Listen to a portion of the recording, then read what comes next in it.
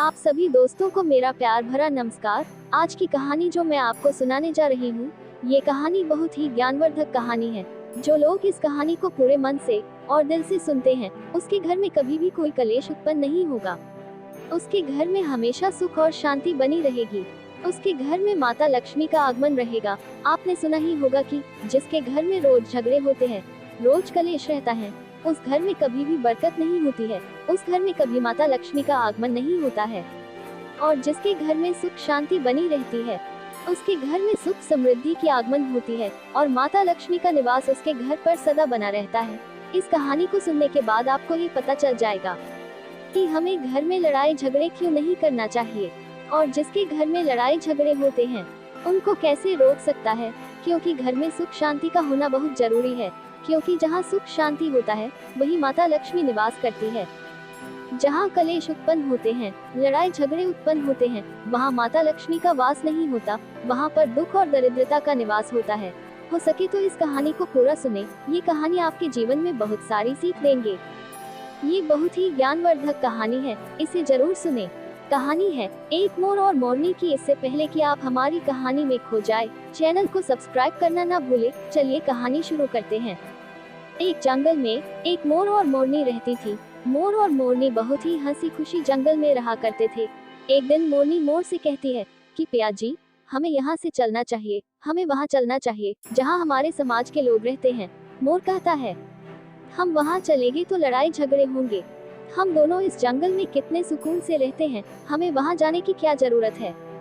लेकिन मोरनी जिद करने लगती है तो मोर भी मान जाता है और वे दोनों उड़कर एक नगर में आ जाते हैं। कुशीनगर का राजा पशु पक्षियों की भाषा को आसानी से समझता था। उस राजा ने करा शास्त्र की पढ़ाई की थी। करा शास्त्र का मतलब यही होता है कि पशु पक्षियों की भाषा को समझ पाना। वह राजा सभी प्रकार के पशु पक्षियों का आवाज को समझ पाता था और जीव जंतु के आवाज को आसानी समझता था कि वह क्या कर रहा है। दोनों मोर और मोरनी कुशीनगर में आ जाते हैं। एक दिन की बात है। राजा अपनी रानी से कहता है कि हे रानी, मुझे बहुत तगड़ी भूख लगी है, आप मुझे भोजन खिला दीजिए। राजा की रानी 36 प्रकार का भोजन बना करके एक हाथ में पानी का लोटा और दूसरे हाथ में खाना का थाली लेकर राजा के पास पहुंचते हैं।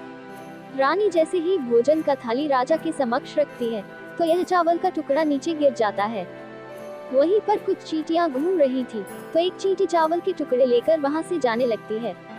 राजा बैठा इस घटना को देख रहा था और चींटी के पास में तुरंत ही एक बड़ा चींटा आता है और वह चींटा चींटी से कहता है, ये चावल का टुकड़ा मुझे दे दीजिए और राजा की थाली से दूसरा चावल का टुकड़ा लेकर आ जाए। उनकी बातों को राजा पूरी तरह से सुन रहा था, क्योंकि राजा जानवर पशु पक्षियों की भाषा को समझ सकता था। तो राजा वही बैठा सुन रहा था कि चींटा चींटी से यह बात कह रहा है। चींटी चींटा से कहती है कि नहीं, मैं नहीं जाऊंगी। अगर यह बात राजा को पता चल जाएगी तो राजा मुझे मार देगा। फिर चींटा चींटी से कहता है कि तुम जाओ, राजा को नहीं पता चलेगा। चींटी फिर जाने की कोशिश तो करती है, लेकिन आधे रास्ते से वापस चली आती है और चींटा से कहती है, नहीं, मैं नहीं जाऊंगी, हो सकता है राजा को पता चल जाए और मुझे मार दे।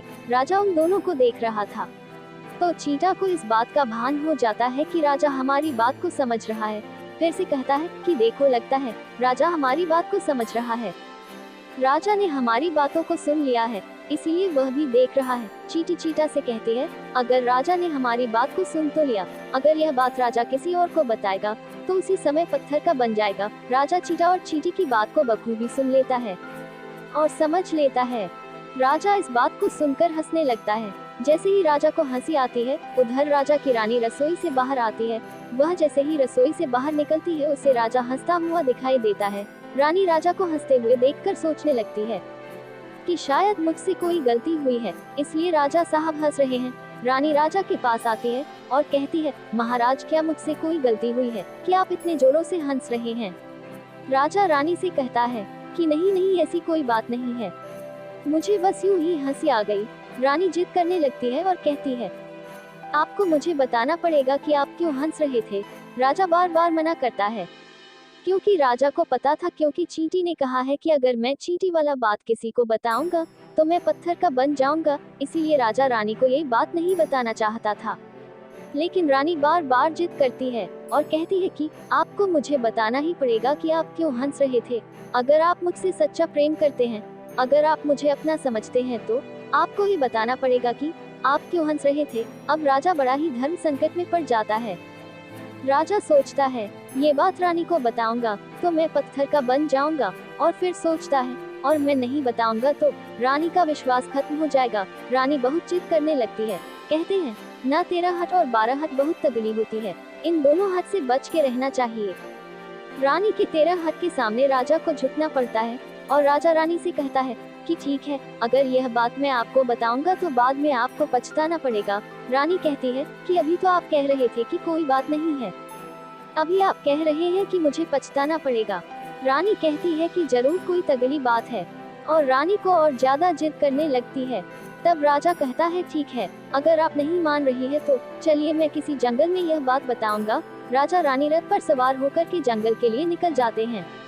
जैसे ही वह घनघोर जंगल में पहुंच जाते हैं, तब राजा सारी बात रानी को सुनाने लगता है। जैसे ही राजा थोड़ी थोड़ी बात रानी को सुनाते गया और राजा धीरे धीरे पत्थर का बनता गया। जैसे राजा आधी बात रानी को सुनाई, राजा आधा पत्थर का हो गया। राजा फिर रानी से कहता है मैं धीरे धीरे पत्थर का बनता जा रहा हूँ, बाद में बहुत पछताओगे। रानी कहती है कि हे राजा साहब, थोड़ी सी बात बची है, आप उसे भी सुना दीजिए। राजा पूरी बात बता देता है और राजा पूरा पत्थर का बन जाता है। रानी की जिद के कारण राजा पूरा पत्थर का बन जाता है। रानी रोने लगती है। रानी उस पत्थर को हिलाने की कोशिश करती है, लेकिन भारी भरकम पत्थर कैसे हिला पाती, क्योंकि राजा बहुत ही भारी था। राजा पत्थर का बन जाता है और उधर रानी सर पटक कर रोती है, छाती पीटती है, विलाप करती है और किसी जीव जंतु से सहायता के लिए गुहार करती है। इस सब कहानी को मोर और मोरनी देख रहे थे। रानी को देखकर मोर और मोरनी को दया आ जाती है। मोर मोरनी से कहता है कि यह होता है 13 हट, आपके इस 13 हट की वजह से हम जंगल में कितना खुशी खुशी रह रहे थे, वहाँ से हम यहाँ चले आए। मोरनी मोर से कहती है कि प्रिय, ये रानी बहुत दुखी हो रही है, हमें इसकी सहायता जरूर करनी चाहिए। यह इतना विलाप कर रही है, हम ज्यादा तो सहायता नहीं कर सकते, लेकिन कम से कम इसको धीरज तो दे ही सकते हैं, यानी इसको विश्वास तो हम दिला ही सकते हैं। यही सोचकर मोर और मोरनी उस रानी के पास जाते हैं और जाकर के रानी से कहते हैं कि रानी साहिबा, जो हुआ वह तो गलत हुआ, लेकिन आप जरा धीरज रखिए, अपने आप को थोड़ा संभालिए। आपके पीछे पूरा राज्य है, राजा तो पत्थर का हो चुका है, अब आपके राज्य का कारोबार आपको ही संभालना है। रानी मोर मोरनी की बात सुनने के बाद कहते हैं कि भाई मोर मोरनी, मैं अपने आप को कैसे संभालूं, क्योंकि अब तो मेरा संसार उजड़ गया है, क्योंकि मेरा पति परमेश्वर पत्थर का बन चुका है, अब मैं क्या करूं। रानी की यह बात सुनते ही उधर मोरनी के मुखिया निकल जाता है कि राजा पत्थर के कैसे हो गए हैं। रानी वही बात बताने लगती है जो राजा ने चींटी वाली बात रानी को बताई थी। रानी वही बात मोर और मोरनी को बताने लगती है और रानी भी धीरे धीरे करके पत्थर का बन जाती है। और जब रानी पत्थर की हो जाती है और राजा तो पत्थर का हो ही चुका था, जब दोनों पत्थर के हो जाते हैं, उधर मोर मोरनी को चिंता सताने लगती है। उधर मोर और मोरनी बहुत दुखी हो जाते हैं और मोरनी को यह चिंता सताने लगती है कि अभी हम पर भारी संकट आ सकती है। मोर मोरनी को ये बात सताने लगती है कि हम भी पत्थर के नहीं बन जाए, क्योंकि राजा भी उसी चींटी वाले बात से पत्थर का हो चुका है और रानी भी उसी चींटी वाले बात से पत्थर का हो चुकी है। और मोर मोरनी से कहता है कि हम पर भी खतरा मंडरा रहा है, क्योंकि इस तरह से कोई भी बात नहीं है जो तुम्हारे मुंह में रह सके। मोरनी कहती है यहाँ से हम दूर चले। मोर कहता है दूर जाने से क्या फायदा है, धरती के किसी भी कोने में हमारा पीछा नहीं छूटेगा, ये खतरा तो हमेशा हमारे ऊपर मंडराते रहेगा। अगर जाने अनजाने में भी हमारे मुंह से निकल गई तो हम भी पत्थर का बन जाएगी। इसी बात को लेकर मोर और मोरनी बहुत दुखी हो जाते हैं। रात दिन ये सोचकर वो ना भोजन करते और ना चैन से सोते। बस रात दिन उनको यही दुख सताता कि कहीं हमारे मुख से निकल ना जाए, यदि हमारे मुंह से यह बात भूल कर भी निकल गई तो हम दोनों पति पत्नी पत्थर का बन जाएंगे। यही सोचकर और दिमाग लगाया कि यदि मैं सारे चींटियों को खत्म कर दूं तो ये सब खत्म हो सकता है, क्योंकि सारा करा धरा चींटियों का है। मोर मोरनी से कहता है अगर हम दृष्टि से सभी चींटियों को खत्म कर दे तो ये सब संकट समाप्त हो जाएगा। मोर मोरनी इस बात से राजी हो जाते हैं और सभी चींटियों को मारकर खाना शुरू कर देते हैं। मोर और मोरनी का इतना आतंक हो गया था कि सभी चींटियां डर के मारे और बिल के अंदर जाकर छिप गई। मोर और मोरनी ऐसी निगरानी रखते और कहीं भी चींटी दिखती तुरंत दबोच लेती। कोई भी चींटी मोर और मोरनी की इस आतंक की वजह से बाहर ही नहीं आते थे। सभी चींटियों ने जमीन के अंदर अपना बिल बनाना शुरू कर दिया और जमीन के अंदर ही जाकर बैठ जाती। काफी समय बीतने के बाद चींटियों को भूख सताने लगी, क्योंकि भोजन तो दिन में मिलता नहीं, भोजन तो बाहर मिलता है।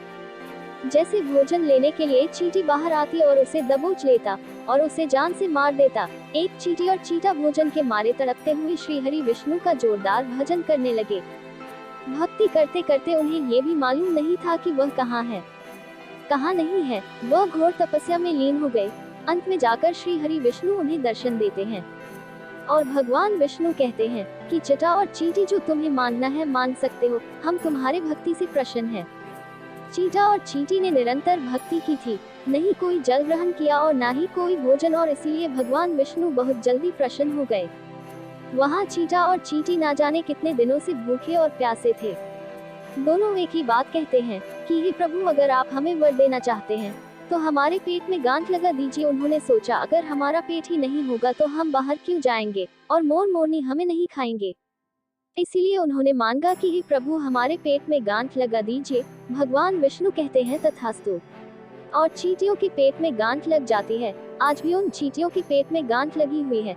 चींटी अब उनके पेट नहीं है, फिर भी चिंटा और चींटी भगवान विष्णु से कहते हैं कि हे प्रभु, हमारे पेट में तो लग गई है, लेकिन अभी भी हमें मोर और मोरनी से खतरा है।